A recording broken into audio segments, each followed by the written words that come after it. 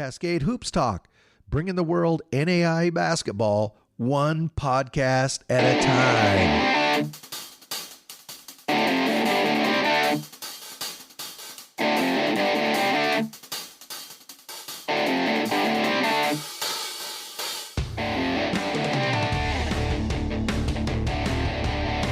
Cascade Hoops Talk, Billy D. How's everybody doing this morning? Hey, today we're going to have Cameron Hines. Cam Hines out of Science and Arts, USAO. He's a senior out of Fort Cobb, Oklahoma, played at Fort Cobb, Broxton. He's going to talk about that. Cam's going to talk about his time there at Science and Arts. He had a great career, first-team All-American this season, a two-time All-American altogether. 2021, he was the Sooner Athletic Conference Men's Basketball Student Athlete of the Year, because after all, that's what it's all about, isn't it? Get that degree. And he was the 2021 tournament MVP. This guy tallied almost 1,800 points, close to 400 rebounds, almost 400 assists, and 99 steals. I'll tell you what, Cameron Hines can flat play ball. He's going to talk about what he may do after college. He's going to talk about his career from Fort Cobb, Broxton, all the way through to Science and Arts. I think you're really going to enjoy listening to Cam. Really nice guy. Really enjoyed it. Let's listen to Cam Hines, Science and Arts basketball. Cascade Hoops Talk, Billy D here. Hey, I got Cam Hines, Science and Arts, first-team All-American, Sooner Athletic Conference Player of the Year. Welcome, Cam. Thanks for being on the show. Thank you. Thank you so much for having me. I really appreciate you taking your time to have me on the show. You know, Cam, you had an amazing career there at Science and Arts. I definitely want to talk through that. I just want to tell you congratulations on a great collegiate career. Thank you. Are you looking to play beyond college? Yes, I'm still kind of weighing my options. I've gotten contacted by a couple of agents, about going and furthering my career overseas, and I've given a lot of thought to it. Actually, I'm still in the process of kind of deciding what I'm going to do, but I've also kind of given some thought about maybe staying over here in the U.S. and going back to my hometown and coaching with my dad at my old high school. And then potentially playing in the TBL next spring if I could get on one of the Oklahoma teams or a team locally in the region somewhere. So you're keeping your options open. Yes, sir. Yep. So I know you've always been a really good student. I want to talk about your high school, but I know you were a valedictorian in your class. I know you were a very good student there at USAO. You won some awards for that. What did you major in there at Science and Arts? I actually majored in physical education and with a minor in history. And were you hoping to coach with that? Is that what you were thinking? Yes, that's been my intention, before I, gave some, any thought to going overseas or furthering my career after college. I had planned just to come back to my hometown and take over for my dad as high school basketball coach here in Fort Cobb.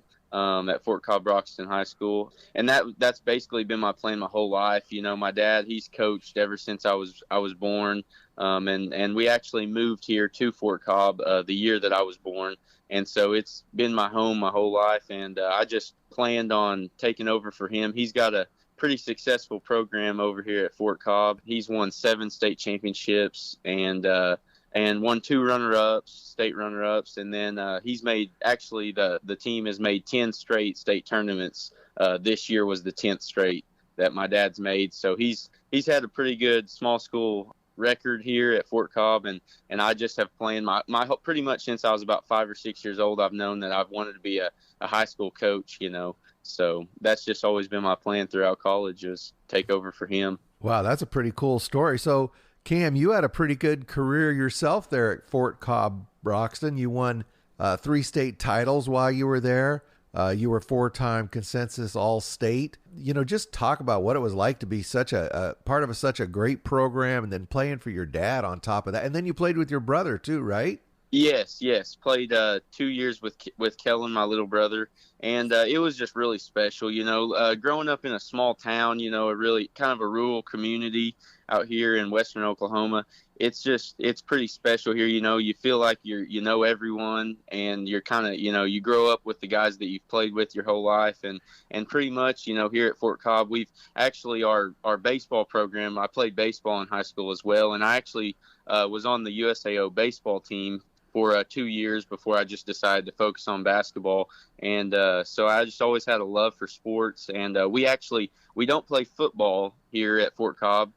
We play 2 baseball seasons. So we play a fall baseball they have a state tournament, a whole season for 2 classes. And then a spring season. And our baseball team has actually just made 4 straight state finals in baseball and won one of those 4. And so we've had a lot of success in sports here, and really just, you grow up, watching all the older guys, and all the guys my dad's coached make state tournaments and win state tournaments. And it's pretty much the standard. You grow up seeing it, and you just want to get there someday. And it's a really special place to be. And yeah, you don't find it, as a small school like we are. There's not many programs that have been in and out of the state tournament basically every year for the last 20 or so years. My dad he won his first state title here at Fort Cobb in 2000, and our last one was in 2018. But we've been back there, and actually I was my dad's assistant while playing at USAO for the last 3 years. Yeah, it's about 40 minutes from Chickasha over there at USAO. So I would come back to practices and games as often as I could throughout the season whenever we weren't, on the road or playing these last 3 years. And that was really special to me, being able to be close. And that was really why my eventual decision to come back to USAO kind of sealed the deal. It was close to home, and I could help my dad with coaching as well.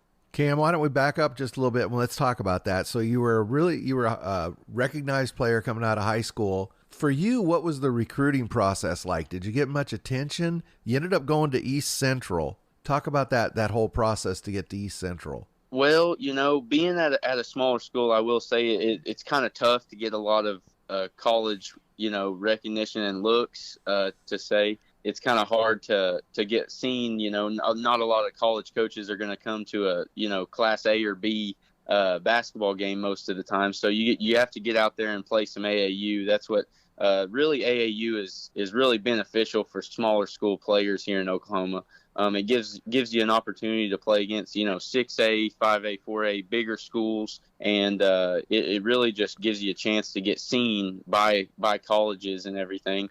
And throughout my, I think I started seriously playing AAU around 5th or 6th grade, and played, just about every weekend, just as much as I could play. Whenever I got to about my junior year is whenever I really started to see a lot of colleges reaching out. I think from my experience, I think most colleges are going to wait, Division II, NAIA are going to wait until, your junior, senior year to see who's going Division I, junior college, who can, make it and get accepted into 4-year schools. But my experience, I didn't have a ton of looks. I got a lot of letters, throughout high school from Division I schools. But I think that my size and my athleticism kind of hindered me in getting a lot of bigger Division I looks. My freshman year, I got to go to OU basketball games for free as a recruit.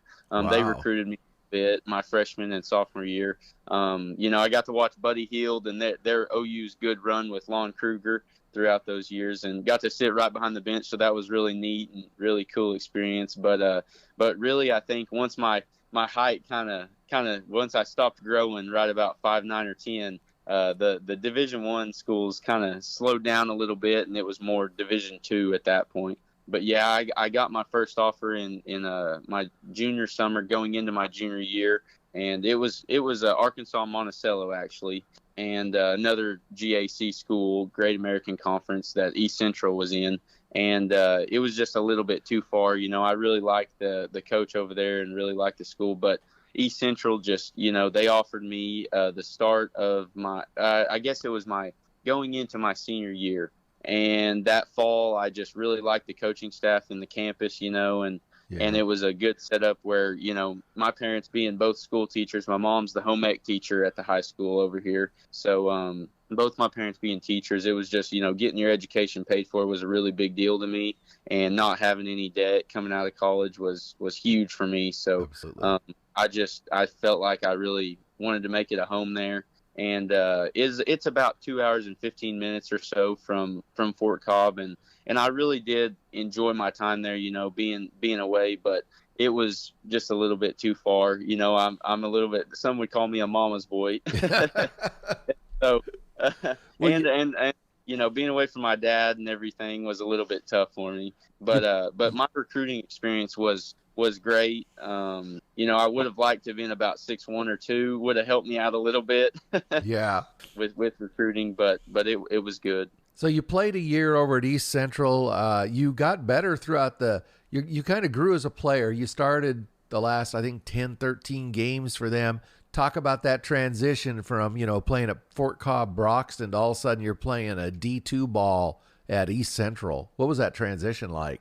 Well, I think it's about the same for most freshmen. Some guys can come in and, are given the confidence to just kind of, play their style that they played in high school. But for me, and I feel like a lot of freshmen, you kind of have to get your feet wet and kind of get used to the speed and size of defenders and the speed of the game. It's a pretty fast-paced game, and the length and strength of players is a lot different than playing, even at a 6A level in high school. You don't see that every day. And so it was just a little bit of a learning curve. I think I definitely, like you said, I think I grew as a player tremendously throughout that year. And I think it took me about to Christmas break before I really felt, comfortable and kind of felt like I could play my game, kind of let loose a little bit and not overthink. I think that's what most freshmen do, is you kind of are thinking more than just playing the game. And I think throughout my freshman year, I really grew as a player, and kind of it takes a little bit, I think, to get your confidence back a little bit. Kind of, you may be a little shell shocked at the speed and size of the game. And so really, I think just learning your system, and then as well, just learning how to manage your style of play in, a game where, you've got really bigger guards, bigger postmen, every position is extended length and speed and size. And so I think that's the biggest thing, is just learning how to, get that bounce pass through without it getting tipped, and learning how to work your angles a little bit better than you did in high school. So, Cam, I have a question about that. When I watch young guys right out of high school, true freshmen, you're a guard. It seems like the one thing that and maybe I'm wrong, but it seems like the one thing they struggle with the most is entry pass into the post. It's way too lazy, or it hits somebody's feet. It just seems like that skill takes a while for them to get, where they can make a clean entry pass. They don't realize how quick everybody's going to be and how high they can jump. Yes. That's definitely. I think making entry passes, especially, it always helps to have a big that seals his man really well, and that can sometimes, if a guy works around, they can tip that pass. But I think that whenever you're being guarded on the perimeter and making that entry pass, not letting the guard that's guarding you tip the ball, I think that's one thing, like you said, and just making that direct entry pass and really getting wide and getting an angle. That's the biggest thing, I think, for me, was getting the angles to make those passes. Being a smaller guard, you do have to kind of create more space than what a guy that would be around 6'3" or 4 guard would have to make. And so definitely as a freshman, you have to learn that everything's got to be more precise, and you can't just nonchalantly make passes. Coming off of ball screens, that's one thing that I really think I improved on throughout that freshman year, was coming off of ball screens, pick and rolls, and knowing when you have to make that pass, especially as a smaller guard, and when you can't. When you've waited too long to make it, you have to just eat it and move the ball, and not force it. Because I think a lot of freshmen do what you said. They try to force things that in high school you get by with. You make the pass and you're good enough and skilled enough to get it through there. But in college, that everybody's longer, more athletic, and quicker, and you definitely have to pick and choose your windows. Being a smaller guard, you're 5'10", how much did you lean on the fact that you were fundamentally a very strong basketball player? I said before we started, you played like a prototype coach's kid. How much did you lean on just your knowledge of the game? I think I leaned on it pretty much throughout my whole career, especially after I got to USAO. I think that definitely what my dad had taught me up to that point, and, his knowledge of the game, and watching, and also watching guards, my favorite player was Steve Nash. I grew up watching him and just seeing the way that he passed the ball and could just shoot the ball, coming off of ball screens. It really made me realize, as a smaller guard, you've got to separate yourself with your skill, and your dribbling and your shooting has to be just a little bit better than everyone else's, to make up for that size difference. And I think that, whenever I was a kid, my dad would always tell people, hey, how's Cameron, dribble so well and everything. And he said he just dribbles all the time. Me and my brother and a couple of our buddies, we would go up to the gym, in the morning about 8 or 9 o'clock. And we would come home for lunch at about noon, eat a quick lunch, go right back to the gym and stay up there till 11 or 12 o'clock at night. Wow. And just spend so much time, just working on my craft, and just playing. That's one thing that I think that sometimes in today's game we can kind of get carried away with doing set drills, and doing cone drills and doing drills are definitely very beneficial. And, I did plenty of them. But I think the thing that benefited me the most was just playing, pickup games, playing 3-on-3, and really just learning how to play creatively and not just, put my game in a box and, you have to do this a certain way, but just learning how to play creatively and kind of having a little bit more wiggle than some players have.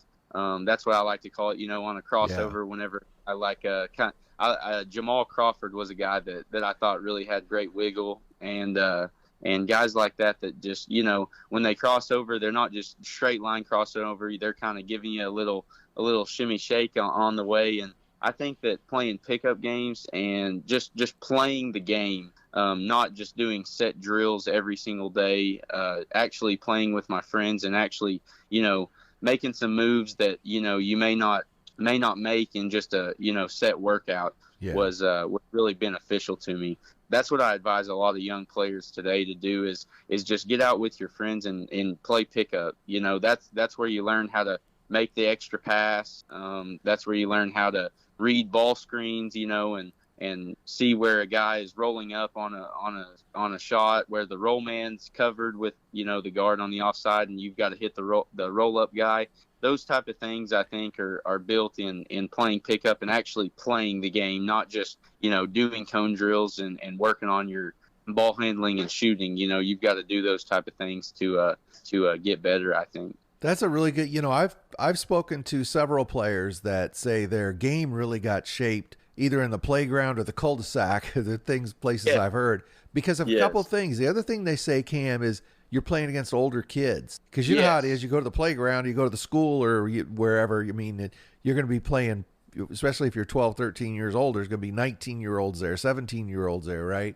Yes. And it forces you to play a more mature or tougher, stronger, whatever word you want, game. Yes. And actually, to expand on that, we had a great group of guys that had played actually for my dad in the 2000 state championship game that would come back, and mostly were Native Americans. We have a great, our county around here, we have a great Native American group of people that love basketball. Carnegie, Oklahoma, right down the road, and Anadarko has a great coach over there that's had very, very much success through basketball. And we would have a group of, 30-year-old men coming down to Fort Cobb Gym to play with us, play pickup with us. And that made us tremendously better through just playing older, stronger guys that also knew the game and knew how to play and would give us, some advice and some tips, and had been through it, been through winning state championships and stuff. And that really benefited us tremendously, playing against older guys, no doubt. that's a great service almost they provided. They probably enjoyed beating you too, didn't they? Yes. Oh yeah. Yeah. They loved it. Yep. You learned how to get your jump shot off because some of my dad's old guards that he had back in the old days, they had quick hands and they knew how to. If you brought it straight up in front of you without getting a little separation, they'd swipe the ball down and steal it from you on a jump shot, no doubt. Wow. Yeah, Cam, I want to ask you about a couple of games. You know, your first year at Science and Arts, you got a really good team. You went 22-11. You guys got to the round of 8. And then, do you remember that game you had with against William Carey that year in the round of 8? They just barely kept you out of the Final Four. Yes, yes, it still haunts me to this day. I think if maybe we just could have got another rebound, one or two rebounds down the stretch, I think we'd have had them. You know, I think, and I don't know if most people know this about that game, but we actually kind of had a tough road to get into the Final Four that year. In the Elite Eight, we actually had to play at noon on a Saturday, and we had actually just finished up our Sweet 16 game on Friday night.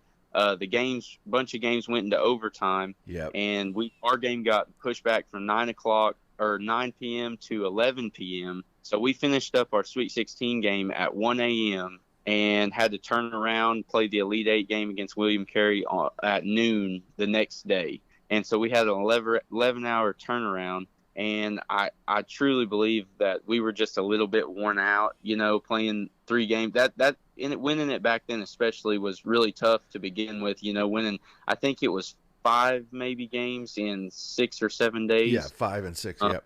5 to 6 days. And so it's you know, Coach Francis always called it the gauntlet. And he said, you know, the toughest teams would have to win. And I think we were tough enough to get to the Final Four, but just came up a rebound or two short. But that game, I think that was my best game in the tournament that year. Yeah, I felt like I think our lead kept dwindling down the last 8 or 10 minutes. I think we were up about 10 with 10 minutes, about 8 with, you know, 5 or 6 minutes to go, and then just kept dwindling down. And they hit some big shots and just let it slip away. But yeah, that game definitely haunts me to this day.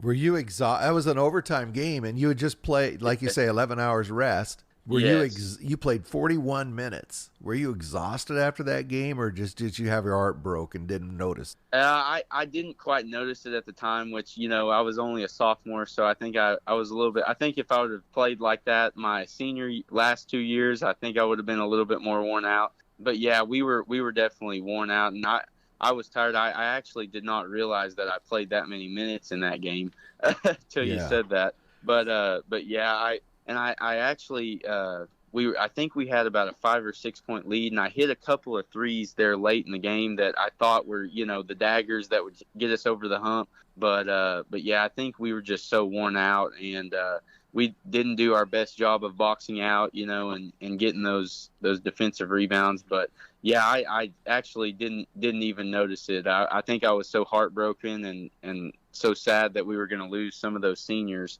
and I'd never get to play with them, that I don't think I noticed it too much. Yeah, that was your first year at Science and Arts. The next year in 1920, you guys went about 500. Like you say, it was kind of a rebuilding year. You had lost a lot of guys from the 18-19 team. But the Yes. 2021, that was a COVID season. You guys only played 20 games. You went 17-3. It seemed like you had a pretty good team, but there were so many interruptions in the season. You did win this Sooner Athletic Conference tournament. You beat Mid-America Christian, and that must have made you very, very happy to win that. But you ended up falling to Oklahoma Wesleyan, probably a game that you guys were thinking you would win in the tournament that year. Do you remember that game? Yes, I do. It's one of those games that I try to lock back in my memories and don't really bring it up very often. Oh, But sorry. you're fine. But yeah, we just did not play our best that day. And they give credit to them. They are a really disciplined and really good team. You know, I believe they shot somewhere around 50% from 3 that game. You know, I think they made around 14 or 15 threes out of about 30 or so. And they shot the ball really well, and we didn't have one of our best games particularly. I do remember they had a very good game plan. for me. And, I didn't play my best.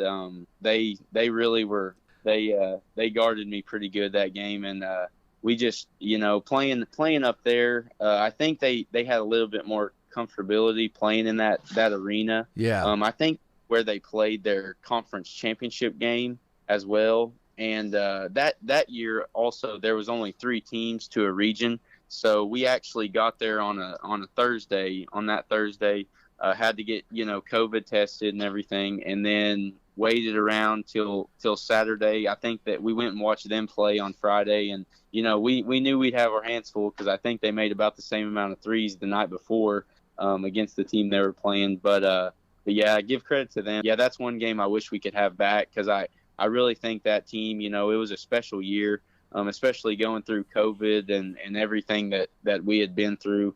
It was really a tough year, but I feel like we handled the adversity really well throughout the season and overcame a lot of struggles throughout that year with COVID and having to test and, sitting out from practice for multiple weeks at a time if guys pop positive and that was actually really it really meant a lot to me to win that conference tournament that year because my father actually got COVID that fall before, or actually sorry, that summer before in July, late July. My whole family was coming back from a vacation, seeing family in Alabama, and we got COVID.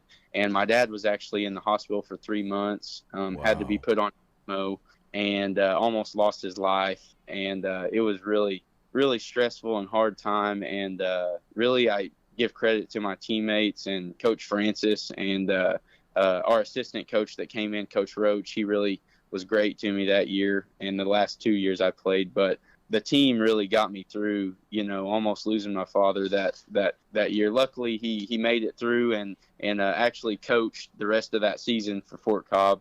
But yeah, it was a really hard year, but yeah. And I give credit to, Coach Francis. He was always there for me and, he really helped me take things off my mind throughout that fall.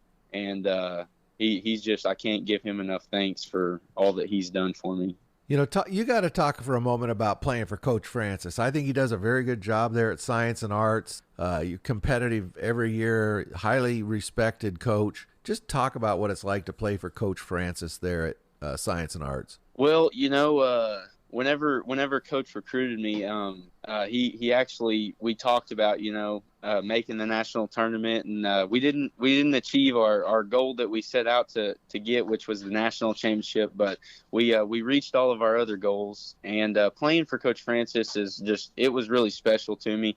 I feel like he really allowed me to be myself and play my game. That's another reason that I came to USAO was, he told me, we know that you like to shoot jump shots, and I know some coaches, don't really like the jumper, as much as a three or get all the way to the rim and finish. But Coach Francis, he knew that was part of my game, that pull up mid ranges and pull up threes was a big part of my game, and he let me have some freedom and didn't pull back the reins, and would let me play. And just his guidance, and he as a player had a lot of success, and I believe they were ranked number 1 at Rogers State whenever he played over in Claremore. And I think he made the Elite Eight one year over there, maybe his senior year as well. But just his guidance and his resiliency, I think, really resonated with the team. He's a winner, and he builds a culture that everybody's family. We're going to stick together, and no matter what happens, and we're going to stick together and get through it and be us. And I really just appreciated him, But also just the way that he handled that my junior year, we talked about, we went about 500 and didn't play our best, had a lot of injuries throughout that year. I think we had a total of, within our 6 or 7 top rotation, we had 40 games missed, I think, that year with injuries. So we had a lot of struggles, but we finished the season strong, and he never let us give up on the season. Some teams would fold and, just think, oh, well, this isn't our year. But we kept pushing, and we actually got a bid in the semifinals. We actually went down to Texas Wesleyan that year in the first round of the conference tournament and won a game and had a chance to get to the conference championship game to get a bid into the national tournament. So we never quit fighting, and I give credit to Coach Francis that year for just never letting us quit, and always having our team believe in ourselves and knowing that no matter what the start of this season or, how this season's going, we're going to keep fighting and never give up. And I know that they'll continue to have more success, than I even had in the future over there at USAO because of what he's done. Cam, you talked about chemistry. I thought this season's team was a very good team. You guys were ranked in the top 10, I think, most of the season. Yourself, Stefan Hall, Makunte, you guys were really skilled and you really played together. I mean, just talk a little bit about this team this season. Well, this year was really special. It was kind of tough. I didn't know if we would top my official senior year, my regular senior year, but this year, my super senior year was really special. And I think our chemistry came from, me and Stefan and Gerard Makunte and Trey Ellis. A bunch of us guys had been together for 4 years. We started our career at USAO together. And I think that was really just great for leadership. We knew what it takes to get back to the national tournament and to win a conference championship. And I think that's credit to us guys just becoming such great friends and playing together for so many years. After you've played with somebody for 4 years, you kind of get to know them and know how they like to play, what you like to do, and one guy that you didn't mention, but I'll mention him, Trey Ellis. He knew how to find me. Stefan Hall was one as well that, he knew where my spots were on the court, and I give credit to them to getting me most of my threes. They would get it to me in the right spots, and whenever we would come down on a break, Travion Ellis, he would dribble up and draw my man and kick back to me, and got me a lot of threes that way. And throughout the early this season, he was hurt with an injury, and I kept telling him when he was hurt, man, I need you back so you can get me about 3 a game. and so he was kind of our glue guy, our Draymond Green to say, he kind of knew how to find people and get people going. And really just our chemistry this year was really great. And that's why it was just really hard to see, it go the way it did, because I really think this year's team was our team that could have made a deep run, if we didn't happen to slip up down at Alexandria this playoffs. Like you say, it didn't end up the way you wanted. You had to go over to Alexandria, play the 2 LSU schools. You fell to LSU Shreveport, who got on a little roll there at the end of the season. Yeah. But I thought it was still a very good year for science and arts. Cam, at Science and Arts, you have a really good fan following. The people in town really enjoy USAO basketball. Talk about your time there and how special it was to be part of that. Well, I've actually talked to multiple people, throughout the end of this year and after the season ended. And the thing that I can say about USAO that I never thought I would really say about a college, it gave me the sense that I felt like I was home. The community there and the campus there, the professors, they are pulling for you. They'll come to games and cheer you on. And our student section was always the best. Athletes really support each other at Science and Arts. And I really never thought that I would have that feeling like I had back at my hometown playing, the community support and just feeling like everyone was family until I got to USAO. I really never thought that I would have that. And throughout my 4 years there, I really realized, I found the perfect place for me. Coming from a small town where, everybody knows everyone and it's really tight-knit community and everyone supports, athletics in a positive and great way. USAO was just the same way. It's just a very special place to me. and our community supports athletics so great. I can't thank them enough, and I think that our softball team's actually hosting. I think they're ranked in the top 5 right now, and baseball is going to a regional. So really, just athletics at USAO. The standard is to be successful and to win. I think that they're gonna flourish for the next however long, forever, I think, over there in athletics because of the leadership they have, and our athletic director was former baseball coach Mike Ross, and he's got the athletic programs in the right direction. He's a great athletic director, and it's just really special. And also another great thing about being so close to home is I had a lot of Fort Cobb people that would feel I may have 25 to 50 people from my hometown coming to watch my games. And so this year and the last 4 years, we've had great fans, and we had a lot of Oklahoma players that a lot of family would come to the games, and along with our already great support from the school and the community of Chickasha, it was unbelievable. I don't think I could have found a better place to spend my last 4 years and have the support that we had. Well, Cam, they'll certainly remember you at Science and Arts. You had a great career there. Congratulations on what you've done. Look forward to see what you have coming up in the future.